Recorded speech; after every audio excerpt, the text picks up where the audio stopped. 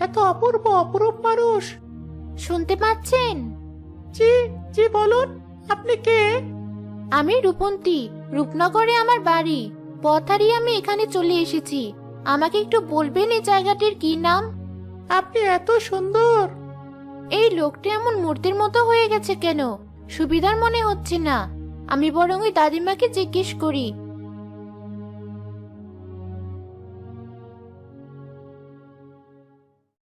দাদি, একটু শুনুন।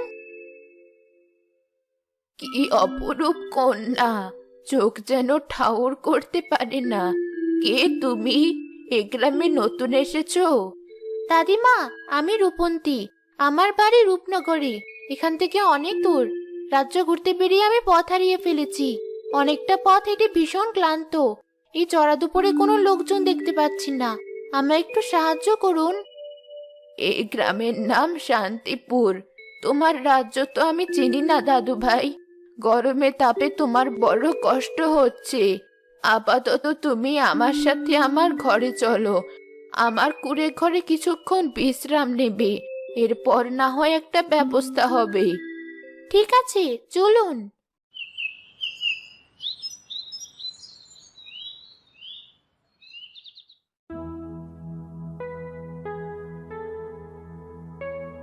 নাও, এই পানিটুকু খাও। আমি এক অভাবী বুড়ো মানুষ। আমার ঘরে মুড়িকুর ছাড়া কিছুই নেই। কোনো সমস্যা নেই দাদিমা, আমার এতেই চলবে। এককালে এই গ্রামে বড় শান্তি ছিল। সময়ের সাথে সাথে লোকের মাঝে হিংসা বাড়লো, লোভ বাড়লো, মারামারি হানাহানি শুরু হলো। শুধু শান্তিটা হাওয়া হয়ে গেল। এখন তো গ্রামে বলতে না বলতে মারামারি হানাহানি লেগে যায়। সেটা কথা নয়। তুমি তোমার কথা বলো। কিভাবে এলে এখানে? কার মেয়ে তুমি? আমি তো আগেই বলেছি আমার বাড়ি রূপনগর। সেখানকার রাজকন্যা আমি। রাজকন্যা বললেই আমাকে ভীষণ বাধা ধরার মধ্যে থাকতে হয়। আমার বাড়ি একঘেয়ে লাগে। তাই বাড়ির সবার কথা অমান্য করে আমি ঘুরতে বেরিয়েছিলাম। হাঁটতে হাঁটতে হঠাৎ বনের মধ্যে পথ হারিয়ে ফেললাম। আর কিছুতেই খুঁজে পেলাম না। অনেকটা হাঁটার পরই গ্রামটা দেখতে পেলাম। বাড়িতে সবাই চিন্তা করছি কিভাবে যে ফিরে যাব। নিশ্চয়ই এখান থেকে অনেক দূর। সে পরে চিন্তা করা যাবে। তুমি এখন বিশ্রাম নাও। বাইরে কে? কে এমন উকি ঝুঁকি মারছিস? সব ছেলে ছোকরাগুলো দেখি এখানে উকি মারছে। দিদা, ওটা কে এসেছে? তোমার নাতনি বুঝি? পালা বলছে এখান থেকে। সব কটা এসে এখানে জুটেছে।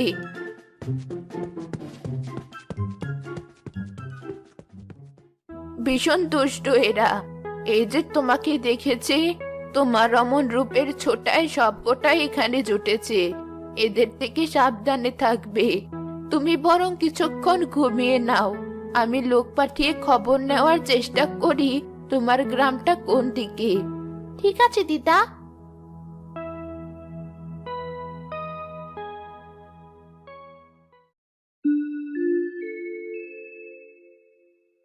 এ কি? কিসের শব্দ হচ্ছে? দেখি তো।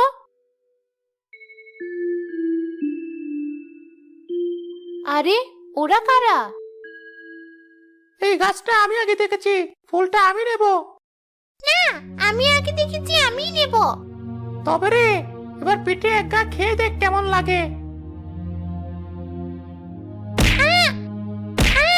এ কি? তোমরা এমন মারামারি করছো কেন? এ তো ভারী অন্যায় কাজ। থামো বলছি।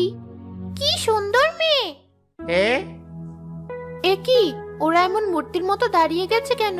তোমাদের কি হলো? আশ্চর্য! যার সাথে কথা বলছে সে এমন থমকে যাচ্ছে কেন?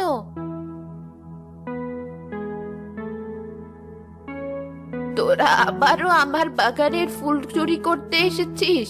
দাঁড়া বলছি। দিদা, আমি কাউকে কিছু বলতে গেলে ওরা এমন থমকে যায় কেন? তোমার মধ্যে আশ্চর্য কিছু আছে। তোমার মতো এমন চোখ ঝলসানো রূপ আমি কোনোদিন দেখিনি। আমার চোখে ঠাহর কম, তবুও আমি কেমন থমকে গিয়েছিলাম। কিন্তু এটা কেন হলো? আমি কিছুই বুঝতে পারছি না।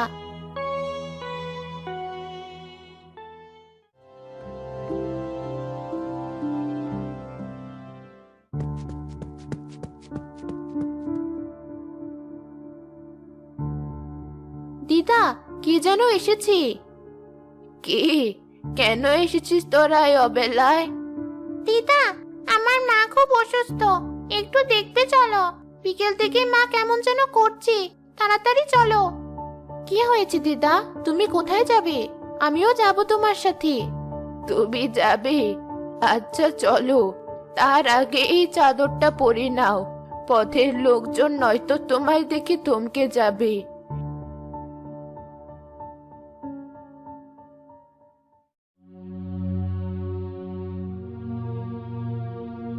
এ কি, তোর মায়ের তো কঠিন অবস্থা। আমি সাধারণ হাতুড়ি মানুষ, আমি তো এত কঠিন রোগের চিকিৎসা জানি না। ডাক্তার বদ্যি ডাকিস নি? মরার অপেক্ষা করছিলে নাকি? দিদা, মাকে ঠিক করে দাও, তোমার পায়ে পড়ে দিদা।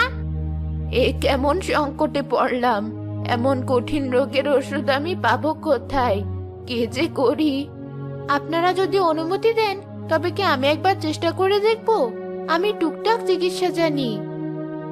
এই মেয়েটা কি রূপ! তুমি চেষ্টা করতে চাও? তা বেশ, চেষ্টা করেই দেখো। আমি বরং এদের সবাইকে নিয়ে বাইরে যাই। সকলে কেমন হা করে তাকিয়ে আছে। তোমার কি লাগবে বলো, আমি এনে দিচ্ছি। আমার কিছুই লাগবে না দিদা, শুধু একটু পরিষ্কার পানি এনে দাও।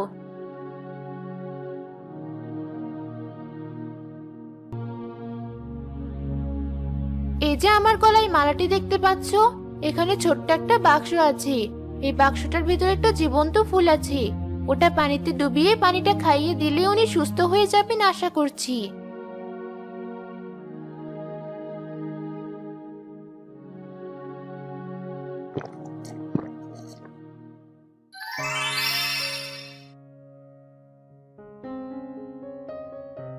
তুমি কে মা? আমার সত্যি শরীরটা খুব ভালো লাগছে এখন। কি জাদু করলে তুমি? এত এত কবিরাজ বুদ্ধি দেখেই সুস্থ হলাম না, আর তুমি কিনা কয়েক মুহূর্তে আমাকে ঠিক করে দিলে। সুখী হও মা, তোমার জন্য মন থেকে প্রার্থনা করি। আমি রূপনগরের রাজকুমারী। আজ কটা দিন হয়ে গেল আমি আমার রাজ্যে ফিরতে পারছি না। দোয়া করুন, খুব শীঘ্রই আমি যেন আমার রাজ্যের সন্ধান পাই। দিদি ভাই, এবার তাহলে চলো আমরা বাড়ি ফিরে যাই। অনেকটা তো রাত হলো। তুমি তো আবার রাজকন্যা, এতক্ষণ না খেয়ে থাকার কি অভ্যেস আছে? তোমায় খেতে দিতে হবে। আর শোনো দিদি ভাই, এই চাদরটা তুমি সব সময় তোমার গায়ে পরে থাকবে। ঠিক আছে দিদা।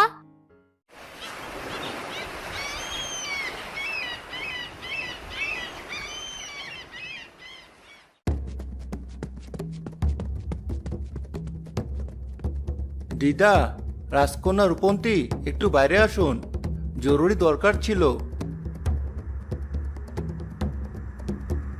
কি হয়েছে? চেঁচাচ্ছেন কেন? গ্রামে কিছু হয়েছে? সে আর বলতে, জমি নিয়ে দুপক্ষে তুমুল মারপিট, কোনো কিছুতেই থামছে না। ব্যাপক মারামারিতে প্রচুর লোকের আঘাত লেগেছে, কেউ কেউ তো মৃত্যুর মুখে পতিত। আমার মনে হচ্ছে রাজকন্যা রূপন্তী ছাড়া আর কেউ এটা বন্ধ করতে পারবে না। কিন্তু আপনার কেন মনে হচ্ছে এমনটা? আপনার রূপগুণ আর অদ্ভুত শক্তির কথা এখন গ্রামের সকলেই জানে। আপনাকে দেখলেই সকলে কেমন থমকে যায়। একমাত্র আপনিই পারবেন যুদ্ধ সংঘাত বন্ধ করতে। একটু সাহায্য করুন দয়া করে। ঠিক আছে, চলুন।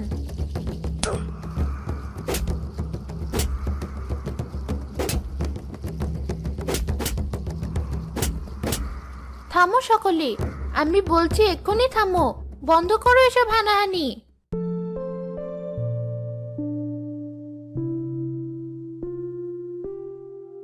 এ কি অপূর্ব কন্যা, কি চমৎকার! দিদা, সকলেই থেমে গেছে। আমাকে একটু পরিষ্কার পানি এনে দাও। আহতদের জন্য ওষুধ বানিয়ে দিচ্ছি, খেলে ওরা সুস্থ হয়ে উঠবে।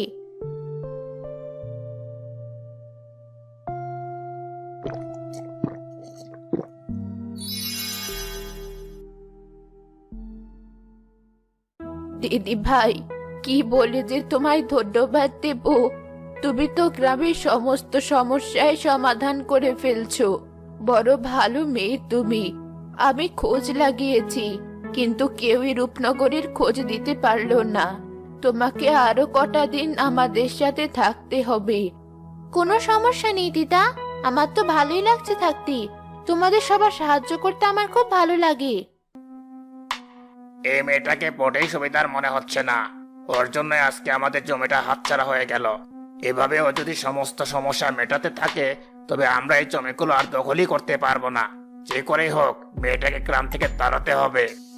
মেয়েটাকে দেখে জাদুঘর বলে মনে হয়, আর রূপ দেখেছো, দেখলেই থমকে যেতে হয়। হাত পা কোনো কিছুই যেন আর চলে না। গ্রামে যদি একবার ছড়িয়ে দেওয়া যায় এই মেয়েটা জাদুঘর নেই, তবে গ্রামের লোকে ওকে তাড়িয়ে দেবে। চলো সকলকে বলি। সকলেই শুনুন, গ্রামে আসা এই রূপসী মেয়েটি আসলে এক জাদুকরী ডাইনি। ও সকলকে বশ করে সকলের প্রাণ কেড়ে নিতে এসেছে। সময় থাকতে ওকে তাড়িয়ে দিন। ঠিক বলেছ, এমন মেয়ে কখনো মানুষ হতে পারে না, ওকে তাড়াতে হবে। বুড়িমা, আপনার ঘর থেকে ওই জাদুকরি মেয়েকে বের করুন। ও একটা ডাইনি, ওকে গ্রামে থাকতে দেব না। তোরা এমন ভুল করিস না, এর ফল ভালো হবে না। বিশ্বাস করুন, আমি কোনো জাদুকর নই। আমি তো কেবল বিপদে পড়ে আপনাদের কাছে আশ্রয় চাইতে এসেছিলাম। আমি কোনো ক্ষতি করিনি। না জাদুকরি, তুই বেরিয়ে যা। ঠিক আছে, আমি বেরিয়ে যাব, তবে অপমানের মূল্য তোমাদের দিতে হবে। যে রূপের জন্য তোমরা আজ আমায় ডাইনি অপবাদ দিলে, এই গ্রামের প্রতিটি মেয়ে সে রূপের জন্য মায়া পুকুরে ঝাঁপিয়ে পড়বে।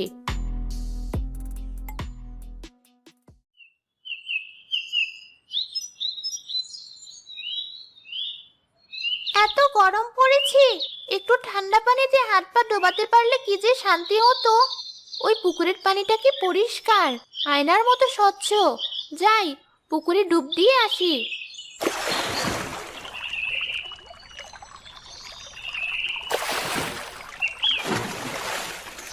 শরীরটা যেন জুড়িয়ে যাচ্ছে। এ কি, আমার হাত পায়ের রং বদলে যাচ্ছে কি করে? যেন আলো ঝলমল করছে আমার পুরো গা থেকে। আশ্চর্য ব্যাপার। এবার বাড়ি যাই।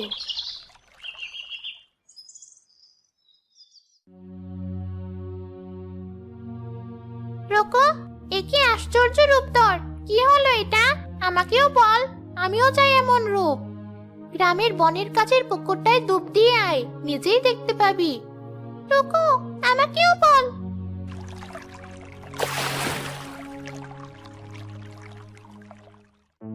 আমার মেয়ে আসমানিকে কোথাও খুঁজে পাওয়া যাচ্ছে না, কেউ দেখেছো?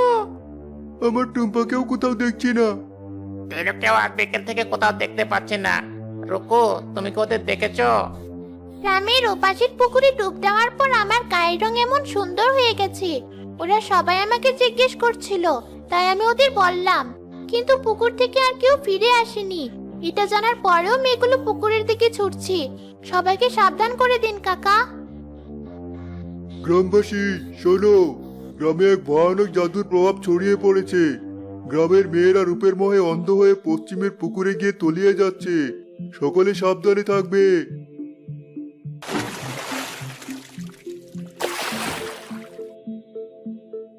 এত ঘোষণার পরও মেয়েগুলোকে আটকে রাখা যাচ্ছে না, কি হবে উপায় এখন? এই সবই রাজকন্যা রূপন্তীর অভিশাপ। এখনো সময় আছে, তোরা তাকে খুঁজে বের করে তার কাছে ক্ষমা চা। সব ঠিক হয়ে যাবে। দিদা ঠিক বলেছ, চলো সকালে, আমাদের মেয়েদের বাঁচাতে হবে। রাজকন্যা রূপন্তী, আপনি কোথায়? আমাদের ভুল হয়ে গেছে, দয়া করে আমাদের ক্ষমা করুন। আপনি ফিরে চলুন, আমরা বড় অন্যায় করেছি। তোমরা তোমাদের ভুল বুঝতে পেরেছো, এই যথেষ্ট।